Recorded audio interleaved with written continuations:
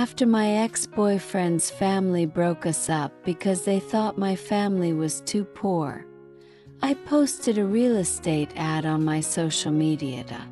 Not long after, my ex-boyfriend James Carter showed up with his new girlfriend, who was at least 10 years older than him, saying they were just doing me a favor by helping with my business. Little did they know they were about to buy the cheapest house we owned. Last month, I was forced to leave my job, and after taking half a month off at home, I told my parents I wanted to start my own business. They were supportive, but we didn't have a lot of cash on hand, so they suggested I sell the underperforming commercial property they'd bought a few years ago as startup capital. Commercial property for sale in Fairview Heights. Direct inquiries welcome via WeChat. I posted the ad, and soon enough I saw James's comment. "Wow, selling real estate now, huh? Since we've known each other for so long, I guess I can help you out. I won't consider the shop, but give me one of the houses, will ya?" Looking at his comment, I immediately thought of the house in Fairview Heights that had been sitting on the market, unsold due to lowball offers. So I replied, "Sure, come and buy one." The next morning, I waited outside Fairview Heights for him. Knowing his personality, I arrived an hour late to our agreed time. Even so, he still made me wait another half hour before James finally showed up. "Ashley, you're never going to make it in sales like this. The other realtors actually come to pick up their clients," he sneered. I muttered under my breath, repeating the classic "customer is always right" mantra while rolling my eyes the second he wasn't looking. I took him to see the house that belonged to John, my younger brother. Because our family thought 8 was an unlucky number, our parents kindly named him John, and when they first moved back to our hometown, they bought both John and me a house here. Whether to live in or for investment, it was up to us. The layout was standard, but development in this area had been slow, and the surrounding amenities hadn't kept up. With fewer people moving in, the market was sluggish, and the houses were hard to sell. For the last couple of years, we'd been trying to offload the property, but the offers were lower than what we had paid, so we hadn't felt the need to sell at a loss. But today, no matter what, I had to get James interested in buying John's house. Once inside, I laid it on thick, hyping up every feature of the place. James, clearly enjoying my sales pitch, had already started imagining himself as the owner. "Ashley, if you were a bit smarter, you could have had a share in this house too." Taking advantage of his inflated ego, I casually threw out the price. "Such a great house, and it's only 600 grand. You better snatch it up, James." I did the math. If we sold it for 600,000, we'd make a 30,000 profit. Maybe it was the way I called him James that stroked his ego, because he immediately responded, "Buying it won't be a problem. Just wait." After a phone call, we ended up waiting another hour before Emily, James's manager and my former boss, finally arrived. Emily was single and divorced. Last month, she made my life at work unbearable, even forcing me, a desk worker, to accompany clients to dinner after hours. I couldn't take it anymore and complained to James, But he told me I was being difficult and then broke up with me. Now, watching him trail behind Emily, acting like her lapdog, I finally understood what had really been going on. But Emily was at least 10 years older than him. Feeling slightly nauseous, I kept my cool, reminding myself of the 600 grand, and waited for Emily to finish the tour. Emily wasn't as easy to fool as James, but James knew how to work his charm. After hearing him repeatedly call her Emmy darling, Emily eventually gave in. James and I both let out a sigh of relief when she agreed, though I was still fighting the urge to throw up. "Ashley, I'm helping you with this sale, so you should be grateful. But don't think you're entitled to more than you deserve." Emily gave me a condescending glance. "I really didn't want to buy this from you. It's only because James felt sorry for you that I agreed, but remember your place. I hope you two never meet again." James jumped at the chance to prove his loyalty. "Don't worry, Emmy. As soon as we buy the house, I'll delete her from my WeChat. You know me. I'm a kind guy, just felt bad for her." I kept repeating 600 grand in my head to hold back my anger, and led them to the real estate agency where I'd originally purchased the property. I had given the staff a heads up, and everyone cooperated smoothly. James never suspected a thing. John was a little confused when he came to sign the paperwork, but when he saw the final sale price, he gave me a secret thumbs up. After everything was wrapped up, I rode back in John's Mercedes, watching James and Emily shrink into the distance in the rearview mirror. Finally, I couldn't hold it in any longer and threw up. James had been to my house before, but John wasn't home at the time, so they'd never met. After today, John would have plenty of material to mock me with for the next year. As soon as he got into the car, he let out a snort. "Ashley, what kind of loser were you dating?" Honestly, even if James hadn't dumped me, I would have ended things myself. 2 months ago, James had invited me to his house. I wasn't sure about it since we hadn't been together that long, but after a lot of persuasion, I finally agreed.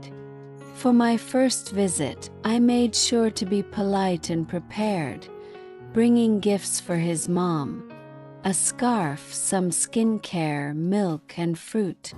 During dinner, James's mom kept asking about my family.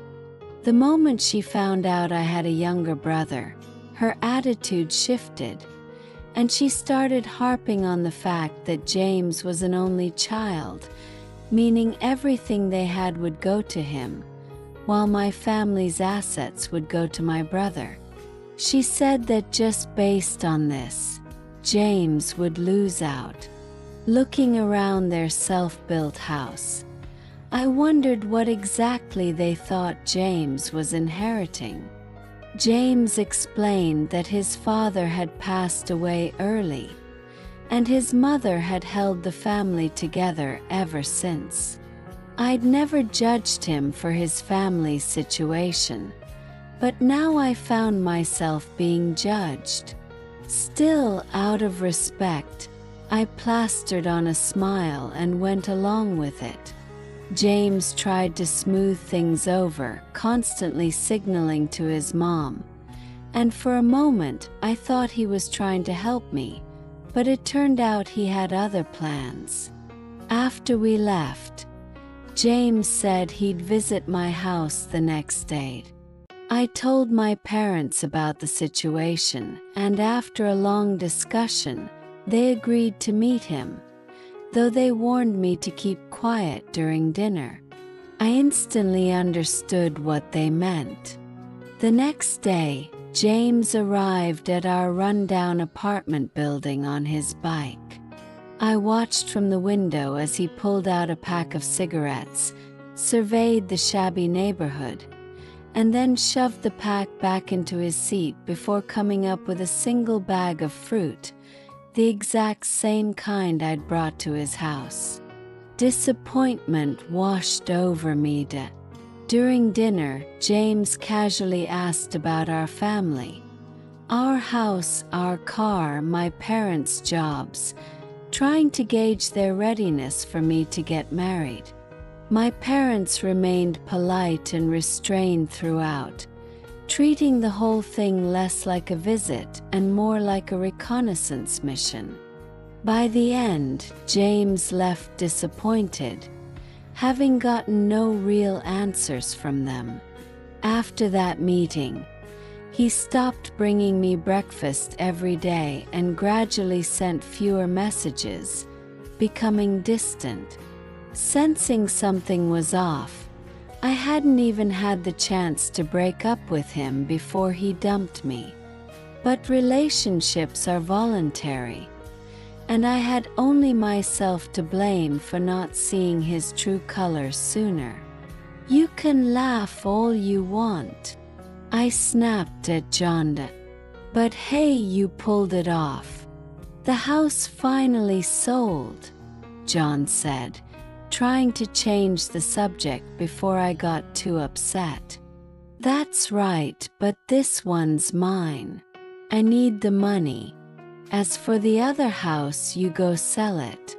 Whatever you get is yours. I didn't want James to know I owned property, and since he had never met John, I told him the homeowner just happened to have the same last name as me, and he didn't think anything of it. Back home, I picked up my phone and saw a message from James. Ashley, I never knew you were this kind of person. No wonder you broke up so easily. Turns out you were chasing after someone with money, huh? When we were together, you acted all high and mighty, didn't even let me kiss you. And now, you're riding around in someone else's car, and all for a house. Well, guess what? I have one now too. Ashley, I'm talking to you. Answer me. People with dirty hearts see dirt everywhere. You're the one cozying up to Emily for a house, and you're still blaming me. Her son's already grown up, and you're playing the big brother, so stop coming after me. I was so angry at his messages that I replied to him before blocking him. But before I could, another message came through. Ashley, are you mad about me and Emily? I'm only with her for the house. You and I, that was real love. Ashley, wait for me. Once I get the house, I'll come back to you. Who even gave him the name James? And does he feel no shame writing it out? I didn't bother responding. This kind of person had no place in my life anymore, so I blocked him. My parents run their own small business, and because they're soft-spoken, I've also grown up to be mild-mannered and not someone who likes to argue. After blocking James on WeChat, I enjoyed a few minutes of peace before his text messages started coming in. Ashley, can we meet up and talk just for a bit? Ashley, I really love you. This house, it's not just for me, it's for us. Can we meet and talk, please? Or how about we check out another house together, like last time? Seeing his final message, I hesitated before blocking him. There was indeed another house I wanted to sell. Despite scolding and blocking him, he still wanted to buy it. Was Emily really willing to back him again? Tomorrow, let's go look at another house. What do you say? His messages kept coming and I was getting irritated, but I also needed to get rid of that house. So I agreed. This time, James showed up punctually to view the house. As I gave him a tour of the property, he kept nodding, clearly satisfied. While I was figuring out how to handle the sale, James excused himself to make a phone call. When he came back, he told me Emily would be a little late, so we went back inside to take another look at the rooms. James casually shut the door behind him and walked further into the house. I followed, explaining the layout, but he suddenly stopped and turned toward me. Before I could react, he grabbed me tightly from behind. "Ashley, why don't you give me a kiss? We've been together for so long, and I've never even kissed you." I struggled, shaking my arms to break free from his grip, but the difference in strength between us was too great. I stomped hard on his foot, and he yelped in pain, pushing me away. "Damn it, Ashley. I've been sweet-talking you for so long, and you wouldn't let me touch you. But now you're sleeping with some guy just because he has a house. I've got a house now too, and I still can't get you." Yesterday, I had already sensed something was wrong. James had acted too eager to meet, even after I had insulted him. Now I knew why. He thought he could take advantage of me. During our relationship, things were calm. It was his daily breakfast deliveries and constant care that eventually won me over. But we rarely even held hands, and I always felt like something was missing. We hadn't been together long enough for things to develop naturally. "Ashley, today I'm going to show you what you've been missing. I'm better than that little rich guy." James's voice was disgusting. "No one's around here. You can scream all you want." After pushing him away, I quickly made my way to the balcony, spotting John's car parked downstairs. I shouted for help as James came toward me, but he paused when he saw the car below. Before he could react, I pulled out my pepper spray and aimed it at him. He immediately started howling, clutching his eyes in pain. I seized the moment to run outside, slamming the door shut and gripping the handle tightly. As James recovered, he tried to force the door open. He was strong, and the door was already giving way. My hands began to slip, but then I heard John's footsteps approaching. Just as James was about to wrench the door open, I let go, causing him to stumble backward and fall to the ground. I quickly stepped aside to let John in. He stormed inside and immediately kicked James in the stomach, then continued to land a series of punches and kicks.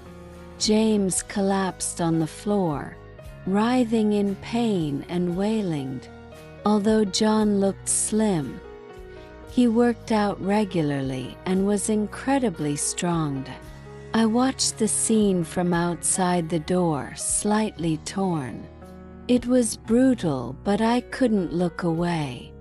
The whole situation was too satisfying to miss.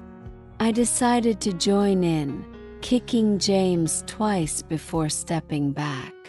Whether or not he felt the pain, my foot definitely did.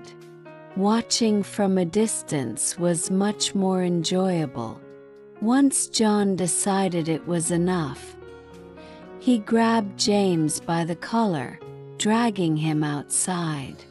The rough concrete had scraped James's clothes, leaving tears on his shirt and scratches on his face and hands. John told James to get lost before finally walking me out of the building. When James had first asked me to meet, I had a feeling something was off, so I asked John to wait in the parking lot. I'd also brought along the pepper spray just in case, which turned out to be the right call. Ashley, don't ever see him again. If Mom and Dad knew about this, they'd be so worried. Don't worry. I'll never see him again, and you don't have to tell them. It's all taken care of now. Sitting in John's car, I replayed the scene of beating up James in my mind. It was incredibly satisfying. Before we even made it home, James started calling me. I rejected the calls, but they kept coming. John suggested I block him, but I was curious about what James wanted, so I answered, "Ashley, you and that rich guy better watch out. I'm going to get a medical report to prove my injuries, and you'll both have to pay me. I'll call the cops." Call the cops? I questioned his intelligence. That's right. Scared now, aren't you? If you don't want to go to jail, you better pay up. James, do you even know why you got beat up? This was self-defense, and if you call the cops, I'll tell them everything. Go ahead. James hung up angrily. I had no idea where he got this idea about injury reports, but it was clear he didn't realize he'd broken the law first. The house didn't have any cameras, so it was hard to prove what had happened, but James didn't know that. He finally quieted down after that. With the down payment for the house in hand, I focused on plans to renovate the shop. Besides the one in Fairview Heights, my parents had recently acquired another shop in the city, which is why our cash flow was tight. That shop was supposed to be rented out, but they let me have it rent-free for now. While I was sketching out the renovation plans, I got a call from my old colleague, Lily. The moment I picked up, she started talking a mile a minute. "Ashley, did you see what's happening in the group chat? Have you seen James's social media posts?" Her loud voice made my ears ring. What messages? I'd been so focused on the renovations, I hadn't had time to check my phone. After Lily's frantic explanation, I opened the group chat we'd used to vent during work. It was now filled with messages comforting James. I never thought Ashley was like that. Going after someone rich. What a shame. Yeah, I can't believe it. Sleeping with a guy just because he has a house. That's so low. James treated her so well, brought her breakfast every day, and now she just dumped him for some rich guy. Disgusting. Wow, I saw her get into another guy's car once. I thought it was her family, but now I know better. And to think she and that rich guy ganged up on James. Ashley, that's way too much. Look how badly James got hurt. I didn't bother scrolling any further. Instead, I directly tagged James in the chat. Wow, are you really this dumb? Do you think I'm afraid to spill the beans about you and Emily? You're the ones who slept together, aren't you? And didn't she buy you a house? After that, I posted screenshots of our private conversations, shutting everyone up. Emily was a manager, so no one dared to comment. Some people even quietly left the group. You be asterisk asterisk asterisk H. Didn't you block me? How do you still have the chat logs? James asked me in the group chat. How are you still alive with that level of stupidity? After responding, I forwarded the screenshots to Emily. James was such a fool. I didn't want to waste any more time on him. I just wanted to make money now and hoped Emily would deal with him. 3 days later, Lily called me again, even more excited than before. Ashley, you missed the drama. It was insane. James was in a meeting, and Emily barged in and slapped him across the face. They started fighting right then and there. Did you know Emily's pregnant? James hit her so hard she lost the baby. I really didn't see that coming. I sighed silently, feeling a pang of sorrow for the life lost. Ashley, take a guess. Whose baby do you think it was? Lily's question felt like a slap to my brain. Wait, wasn't it James's? Nope. Lily replied, her voice loud and clear. You won't believe it, the baby was actually Tom's. You know, the assistant manager. And guess what? When he saw Emily bleeding, he gave James a solid beating right there. Did you hear? Tom's wife showed up at the company that afternoon, and even went to the hospital to confront Emily. Wow, I never imagined we'd get such juicy gossip in our little town. Ashley, you're a legend. All of this is like the butterfly effect from you breaking up with James. Listening to Lily's dramatic words made my head throb. Don't drag me into this. How am I involved in any of this mess? Ashley, you're innocent, sure. But I heard from some people that James only started chasing you because he thought your family had money. Lots of people who return from the city are rich and come back to retire here. James thought your family was loaded. But when he realized he was wrong, he turned to Emily. And then she tricked him into thinking he was the father, just because Tom didn't want to leave his wife. But it all blew up in their faces when James hit her. This ridiculous soap opera story made my head spin. I barely managed to wrap my mind around it before Lily got distracted with more gossip and hung up. For the first time in a while, I found myself wrapped up in drama that somehow involved me. I felt a little conflicted. In truth, my parents had been running their business out of town for years, and they were doing all right financially. My dad's health hadn't been great in recent years, which is why our family moved back. After being scammed early on in their business ventures, my parents became very low-key about everything. They didn't broadcast their purchases, whether it was a house or a shop.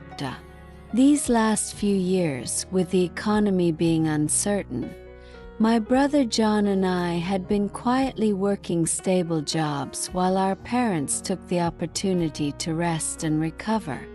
None of this had ever been shared with James because our relationship didn't last long enough. I hadn't told anyone else either. After seeing firsthand the consequences of flaunting wealth, I fully embraced the saying, "Don't show off your riches." Of course, I hadn't planned to keep everything hidden from James forever. But after that awkward visit to his place, we'd become more cautious. I shook my head, trying to clear it of these irrelevant thoughts.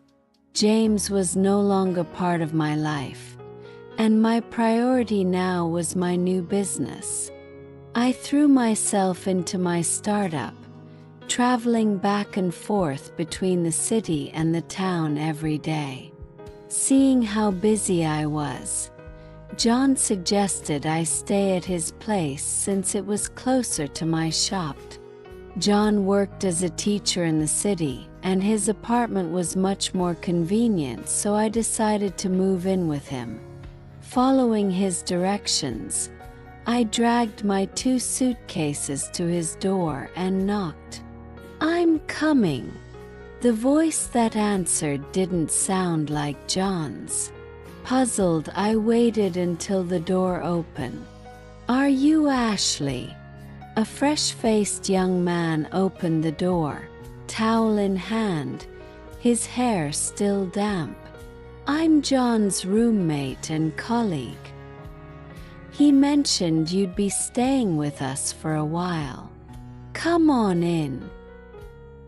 He effortlessly grabbed my suitcase, and I peeked inside, recognizing John's collectibles on the shelf. The living room matched the background from our video calls, so I relaxed and followed him in. "Thanks so much." "You're welcome, really. Here's your room. John and I cleaned it yesterday. Let us know if you need anything." His voice was gentle and polite, making me feel instantly at ease. John was only 2 years younger than me, but growing up, he'd never even offered to fetch me a drink. There was no way he had cleaned this room. I wanted to thank the young man but didn't know his name. "Ashley, I'm Ethan, but you can call me Ethan," he said, his perceptiveness catching my hesitation. "Thanks, Ethan. I hope I won't be too much trouble during my stay." I smiled as I took my suitcase back from him. Living in the city made everything much easier. I was able to oversee the renovations at my shop more frequently, and the progress was faster than expected. Whenever John and Ethan had time off, they'd come by to help out. By the time the shop was ready, the 3 of us spent 2 full days cleaning and setting it up. As a thank you, I treated them to dinner that evening. John, always the joker, said, "You reap what you sow." All this effort definitely deserves a big meal. Ethan just smiled quietly, his calm demeanor matching his gentle appearance. As I looked at his soft smile and delicate features, I felt a slight flutter in my chest. Though I considered myself independent and rational, staying with Ethan had created a natural rhythm. They handled the cleaning, and even though I was busy, I'd make time to tidy up the kitchen in return. Ethan would cook soup or meals, and I'd reciprocate when I had a chance. Sometimes at night, I'd notice the light at the entrance left on, or I'd see the unassembled toy cars on the shelf. On snowy mornings, I'd wake early and see him clearing snow off his car outside the window. Once, Ethan caught me staring, and as our eyes met, I felt my heart skip a beat. Suddenly flustered, I quickly said, "Let's go eat," and turned to lead the way. As I walked ahead, I could feel the heat rising to my face and ears. Did Ethan notice? The more I thought about it, the more embarrassed I became. When we arrived at the restaurant and the food was served, John handed me a can of fruit wine. "Sis, have a drink with me. Here's to your successful new business." I was in a good mood, so I took a big sip. Just as I set my glass down, my phone lit up with a message from my dad. "Ashley, you need to come home." "What's going on?" "I'm not feeling well. Come back and I'll tell you more." Apologizing to Ethan, I explained, "Sorry, my dad isn't feeling well. I need to leave right away." Without waiting, I grabbed John and stood up. Ethan quickly intervened. "You've both had a drink. Let me drive you." "All right." Given the urgency, I didn't argue it. We had just gotten into the car when John's phone rang. It was one of his students, crying about being bullied in the dormitory. As he comforted her over the phone, her sobs grew louder. I suggested John get out and take care of the situation. "Go check on your student. I'll head home. If anything happens, I'll call you." John hesitated, lingering by the car door. I gave him a reassuring pat on the arm. "Don't worry. Let me know when you get home. I'll come back as soon as I can," he said before reluctantly getting out. My anxiety grew as I dialed my dad's number, but he didn't pick up. I called again, and once more he declined. Instead, he texted me, "When will you be home? Don't worry, I'm okay." Something felt off. Why wasn't he answering? I texted him back, "Why aren't you picking up?" His reply came quickly, "Busy with something. I'll explain when you're back." Seeing how promptly he responded eased my worry a bit, but the situation still felt strange. When we reached my apartment, Ethan offered to walk me upstairs, but I declined. It was late, and since my dad had said he was fine, I didn't want to trouble Ethan any further. "Drive safe on your way back," I said as I waved him off. As I ran upstairs and opened the door, I called out, "Dad, are you all right?"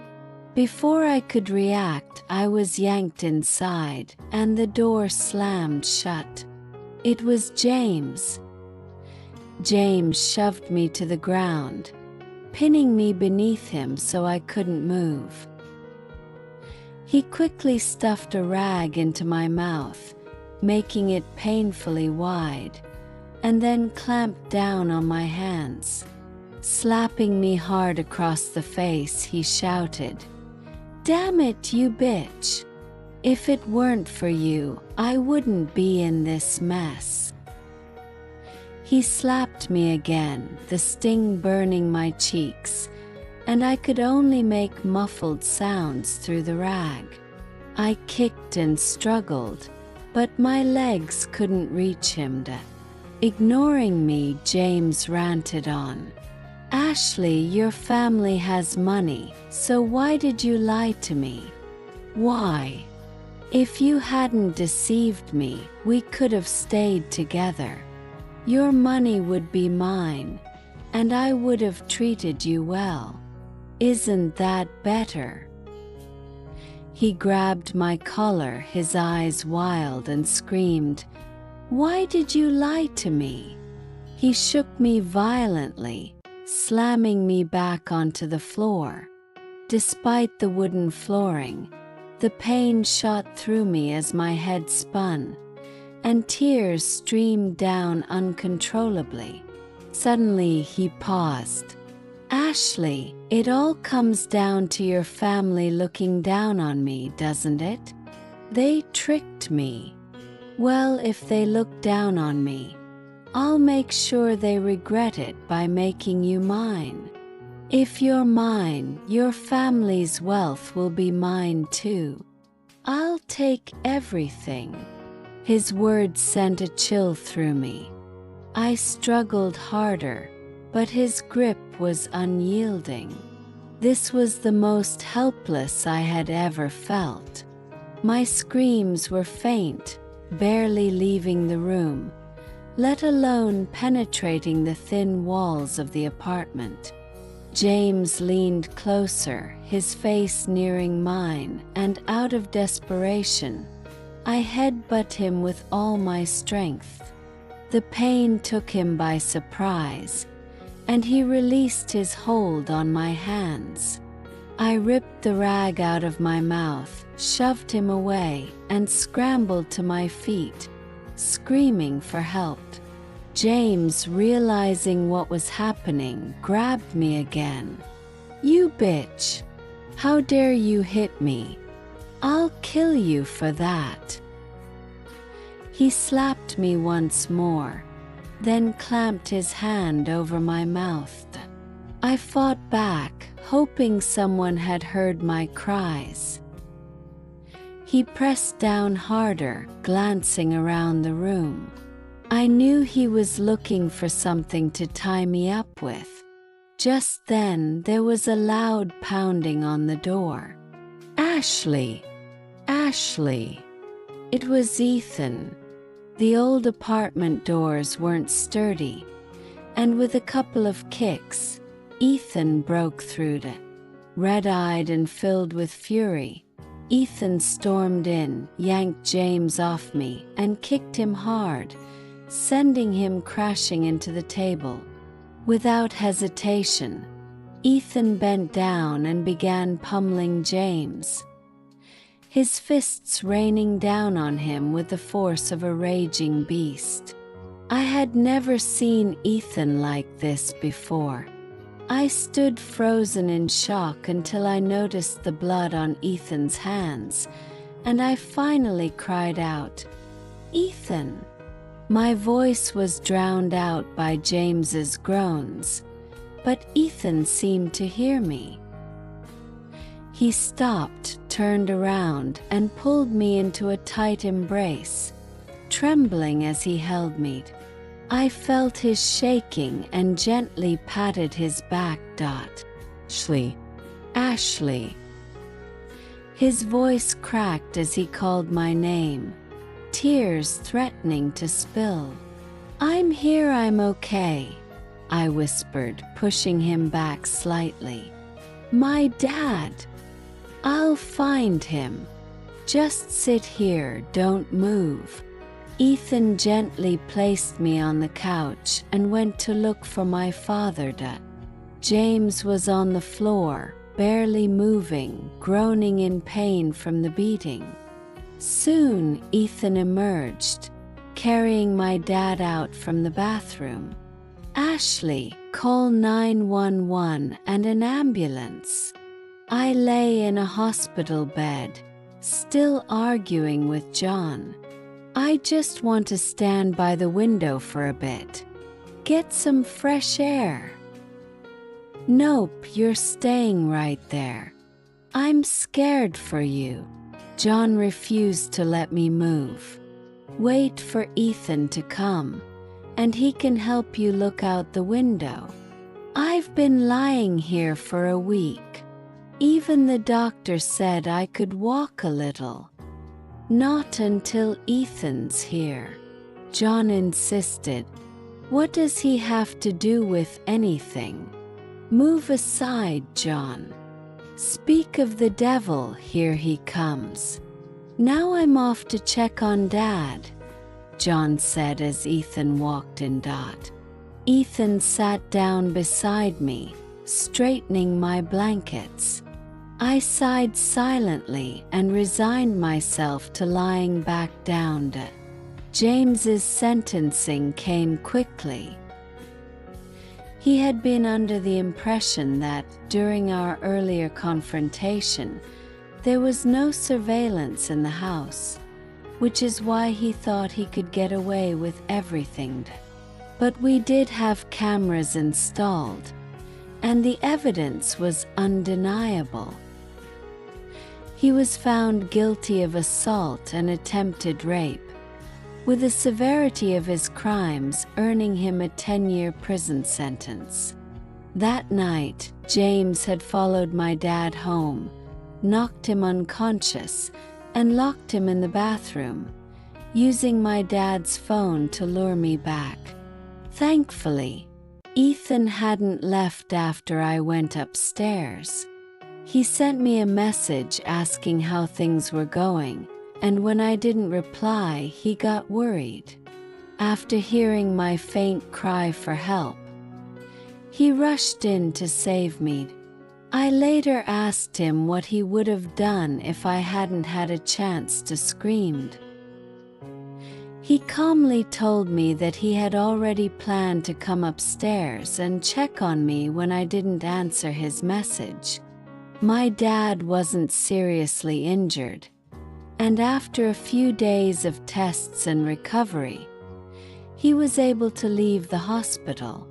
We kept him there a bit longer just to be safe. As for me, I had a concussion and facial injuries. I could have left after a week, but Ethan insisted I stay in the hospital for a full recovery. James's case had become quite the scandal, and somehow Lily heard about it. She went out of her way to track me down in the hospital. Her visit was nothing short of chaotic. She never ran out of things to say. After 2 straight hours of her chatter, I finally started feeling sleepy, and it wasn't until Ethan gave her a polite but firm look that she reluctantly left. Despite her endless talk, I did learn a lot from Lily. The fallout from the whole Emily and James drama was massive, and the company fired everyone involved. James found out the baby wasn't his, leading to more fights with Emily, and she eventually agreed to pay him off to settle things.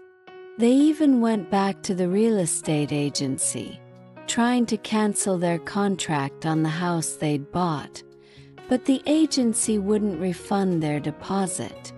After causing a scene there, they demanded to meet the property owners, which is when they discovered my connection to the house.